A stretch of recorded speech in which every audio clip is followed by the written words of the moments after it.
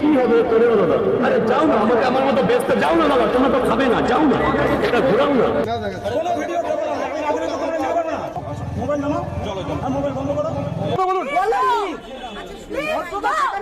রাজুদা, নন্দিনী দিদি, মাখা কাকু কিংবা ফোন পে পরোটা, এদের সকলের মধ্যে কয়েকটা মিল আছে। যেমন এরা সবাই খাবার বিক্রি করে, এরা সবাই রাতারাতি সোশ্যাল মিডিয়ায় ভাইরাল হয়ে যায়, আর তারপর থেকেই তাদের দোকানে প্রচুর মানুষের ভিড় জমতে শুরু করে। আর সব থেকে বড় মিলটা হলো এরা যে স্পিডে সোশ্যাল মিডিয়ায় ভাইরাল হয়েছিল, ঠিক সেই স্পিডে আবার সোশ্যাল মিডিয়া থেকে গায়েব হয়ে যায়। হ্যাঁ, রাজুদা এখনো হয়নি, তবে আমি শিওর এভাবে চলতে থাকলে তার সাথেও একই অবস্থাই হবে। বর্তমানে বাংলায় বেকারত্বের সাথে পাল্লা দিয়ে বাড়ছে ফুড ব্লগারদের সংখ্যা।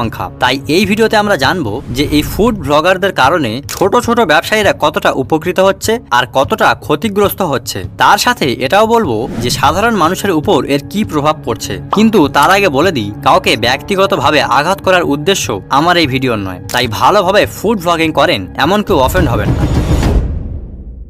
এই ভিডিওতে আমি কয়েকজনের উদাহরণ দেব যারা ফুড ব্লগারদের উৎপাতের শিকার হয়েছেন। তার মধ্যে প্রথম হলো মাখা কাকু, যিনি একসময় কাঁচকলা থেকে শুরু করে আলু পটল সব মেখে দিয়ে সোশ্যাল মিডিয়ায় রাতারাতি ভাইরাল হয়ে যান। কিন্তু বর্তমানে তাকে সোশ্যাল মিডিয়ায় হ্যারিকেন জ্বালিয়ে খুঁজলেও খুঁজে পাওয়া যাবে না। ঠিক একই জিনিসটাই ঘটেছে নন্দিনী দিদির সাথে, যিনি একসময় তার ভাতের হোটেলের জন্য প্রচুর ভাইরাল হয়েছিলেন। কিন্তু বর্তমানে তার দোকানে কয়েকটা ফুড ব্লগার আর কয়েকজন কাস্টমার ছাড়া খুব একটা কাউকে দেখা যায় না। এবার আসি বর্তমানে ফুড ব্লগার নয়নের মণি রাজুদার কথায়, যিনি শিয়ালদা চত্বরে পরোটা বিক্রি করেন। হ্যাঁ, তার সাথে এখনো এমন কিছু হয়নি, তবে আমি শিওর যদি এমনই চলতে থাকে তাহলে তার অবস্থাও আগের দুজনের মতোই হবে। কিন্তু এখানে প্রশ্ন আসে যে কিভাবে এরা এত তাড়াতাড়ি ভাইরাল হয় আর কিভাবে এরা আবার রাতারাতি সোশ্যাল মিডিয়া থেকে গায়েব হয়ে যায়। তাহলে চলুন জেনে নিই সেই বিষয়ে।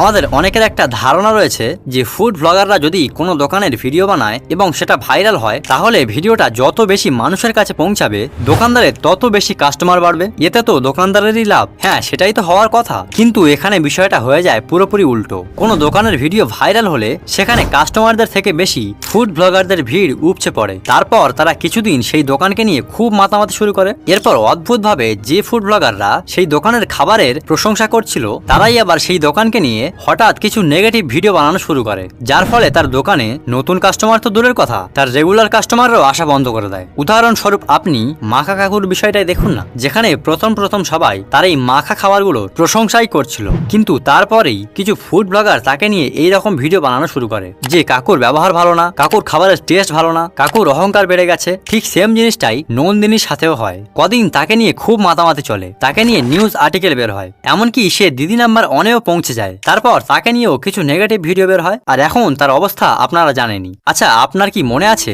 মধ্যমগ্রামে সেই পোলাও কাকুর কথা? কিছুদিন তো তিনিও খুব ভাইরাল হলেন, কিন্তু এখন তার অবস্থা কি জানেন? ভদ্রলোক ক্যান্সারে আক্রান্ত, তার মুখে সার্জারি হয়েছে।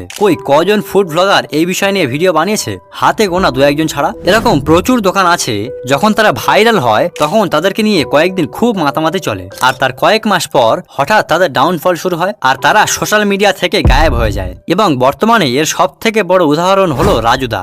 দেখুন, রাজুদা খুবই সাদাসিধে একজন মানুষ, সেটা তার কথা শুনলেই বোঝা যায়। তিনি শিয়ালদা চত্বরে প্রায় 9 বছর ধরে পরোটা বিক্রি করছেন। রাজুদা সারা রাত ধরে পরোটা বানিয়ে ভোরবেলা গুমা থেকে ট্রেন ধরে শিয়ালদা এসে সারাদিন পরোটা বিক্রি করে বাড়ি ফিরে যান। এবার আপনি যদি একটু লক্ষ্য করেন তাহলে দেখতে পাবেন রাজুদার মতো এরকম অনেক ব্যবসায়ীরা একইভাবে ব্যবসা করে, কিন্তু রাজুদার এই ডায়লগটা, রাজুদার এই বলার স্টাইলটা মানুষের খুব ভালো লেগে যায়। 3টে পরোটা, আনলিমিটেড তরকারি, একটা সেদ্ধ ডিম, 1 টুকরো কাঁচা লঙ্কা দিয়ে মাত্র 30 টাকা, যাতে ট্রেনের টিকিট দিতে পারবে না।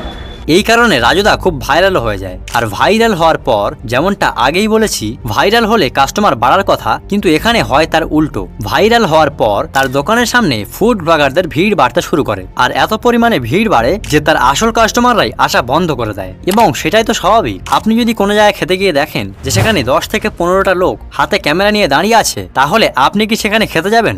শেষবেশ এই ফুড ব্লগারদের যন্ত্রণায় তাকে তার জায়গাটা পর্যন্ত ছেড়ে দিতে হয়। তাও ফুড ব্লগারদের হাত থেকে মুক্তি পায়নি মানুষটা। কখনো মাইক লাগাতে গিয়ে মাইকটা তরকারিতেই ফেলে দিচ্ছে, আবার কখনো খাবারটা বিক্রি করতে দিচ্ছে না। মালটা বেচতে দিলে ভালো হতো না? তাই এই সব চলতে চলতে একসময় মানুষটা বিরক্ত হয়ে হাত জড়ো করে অনুরোধ করছে যে তাকে ব্যবসাটা অন্তত করতে দেওয়া হোক। দাদা প্লিজ দাদা, আমি তোমার দুটো পা ধরছি দাদা, দাদা আমাকে একটু বেচা কেনাটা করতে দাও দাদা আমাকে। আর তখন সেই ফুড ব্লগাররাই তাকে অহংকারী বলতে শুরু করে। মানে বিষয়টা বুঝতে পারছেন? আরে ভাই, সে তো ব্যবসা করতে এসেছে, সে ব্যবসাটা করবে না? এবং এর শিকার শুধু রাজুদা না, উজ্জ্বলদার বিরিয়ানি থেকে শুরু করে ফোনপে পরোটা সবারই একই অবস্থা। এদের সবারই ফুড ব্লগিং এর জন্য বিরাট একটা পপুলারিটি তৈরি হয়, আবার ওই ফুড ব্লগিং এর জন্যই তাদের রেগুলার কাস্টমার কমে যায়। দেখুন, ফুড ব্লগিং জিনিসটা কিন্তু খারাপ না, এমন অনেকে আছে যারা ভালোভাবে ফুড ব্লগিং করে, কিন্তু একটা কথা কি জানেন তো, কোনো জিনিস অতিরিক্ত ভালো নয়। এই যেমন নন্দিনীদি কিংবা রাজুদা যখন প্রথম ভাইরাল হয় তখন কিন্তু মানুষ চেয়েছিল যে এই মানুষগুলোর ভালো হোক, কিন্তু একটা সময় ইন্টারনেট খুললে বারবার তাদের ভিডিও দেখতে দেখতে মানুষের তাদের প্রতি আর সেই সহানুভূতিটা থাকে না। আর এখানে সাধারণ মানুষেরই বা দোষ কি? আপনাকে যা দেখানো হচ্ছে আপনি তো তাই বিশ্বাস করছেন। কিছু কিছু ফুড ব্লগার ভিডিও বানাতে না দিলে তারা দোকানের নামে বিভিন্ন নেগেটিভ কথা বলা শুরু করে। আরে ভাই, মানুষটা তো ব্যবসা করতে এসেছে, তাহলে সে যদি সারাদিন 5 থেকে 10টা মাইক ঝুলিয়ে ফুড ব্লগারদের প্রশ্নের উত্তর দিতে থাকে তাহলে সে ব্যবসাটা করবে কখন? তাই শুধু রাজুদা নয়, তার মতো অন্য কোনো ছোট ব্যবসায়ীদের সাথে যেন এই অবস্থা না হয় তার জন্য আমার এই ভিডিওটি বানানো। আর হ্যাঁ, শেষে আপনাদের কাছে একটা অনুরোধ, যদি কোনোদিন ফুড ব্লগ দেখে কোনো জায়গায় খেতে যান তাহলে কোনো বিতর্কিত ভিডিও দেখে একটা মানুষের সম্বন্ধে বিবেচনা করবেন না। আর এই ফুড ব্লগ নিয়ে আপনার কি মতামত তা কমেন্টে অবশ্যই জানাবেন। তাহলে আজকের মতো এই পর্যন্ত, দেখা হচ্ছে অন্য কোনো ভিডিওতে।